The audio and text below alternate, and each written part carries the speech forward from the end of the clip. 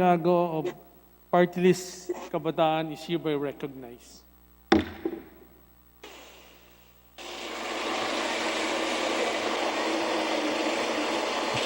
Thank you, Mr. Speaker. Tomorrow, November 17, is the National Students' Day in the Philippines.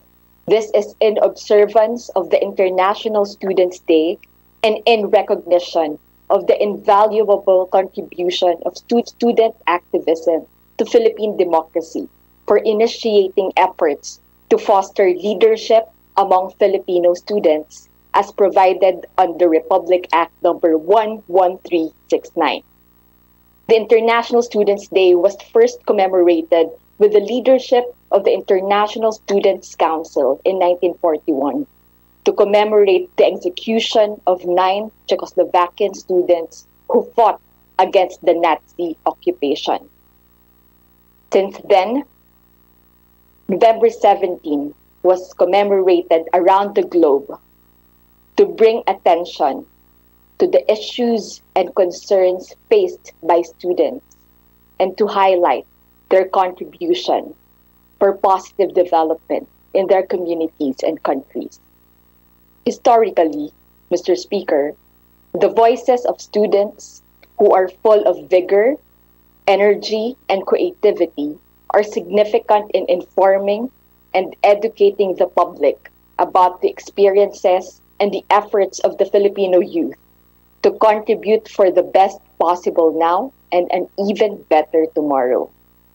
The student movement today is built upon the victories and the long-fought struggles of student and people's movements for free public tertiary education, the right to quality and accessible education, students' rights and welfare, academic freedom, as well as youth empowerment, good governance, gender equality, justice, climate, and sovereignty. It is imperative that we look into the lessons of these movements, commemorate milestones, honor the sacrifices of those before us as we continue to build on their victories. At present, Mr. Speaker, the youth are working with and alongside the people at the front lines of responding to calamities and emerging from this crisis as health professionals, researchers, relief volunteers, and key workers. But we can offer so much more, given the opportunities to fully practice genuine leadership and exercise our role in nation building. Mr. Speaker, the past weeks following the onslaught of strong typhoons from Quinta, Rolly, Shawnee, Tonyo, and Ulysses saw the tireless leadership and mobilization of the students and the youth for relief operations and volunteer work to help typhoon, flood, and fire victims. #RescuePH, #ReliefPH, #YouthRisePH, #TulongKabataan, #CagayanNeedsHelp, #IsabellaNeedsHelp. At napakarami pa pong mga hashtag na nagkukumpol-kumpol at nagsasanib ng iba't ibang mga reports, ng iba't iba pong efforts at mga inisyatiba ng ating mga kababayan upang tumulong sa mga nasalanta ng kalamidad.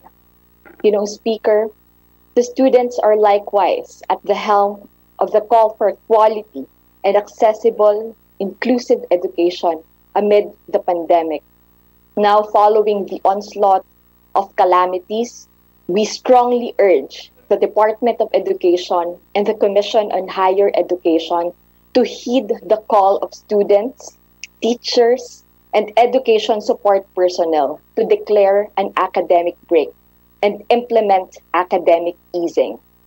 Mr. Speaker, this is necessary to help students and members of faculty and staff affected by the typhoons to cope and hopefully, eventually, recover from the effect of the said typhoons.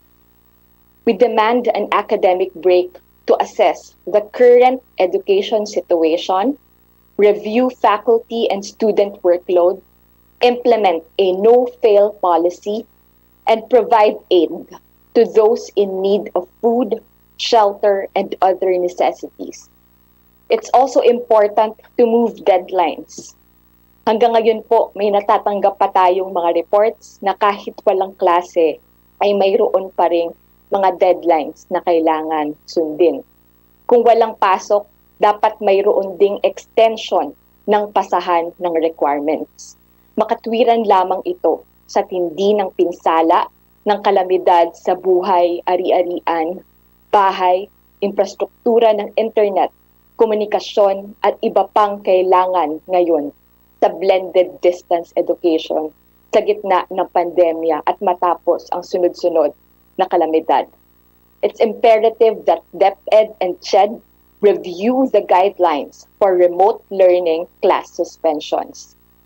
Ginoong Speaker, malaking bagay ang naging hakbang ng DLSU, PUP, UST at DCLC na magsuspindi muna ng mga klase ng nasa 1 linggo hanggang 2 linggo upang makapagbigay ng panahon para sa mga estudyante at guro na makapag-focus muna sa pagsasaayos ng kanilang mga tahanan at pagtulong na rin sa mga kapwa nasalanta. We sincerely hope that other schools will follow suit.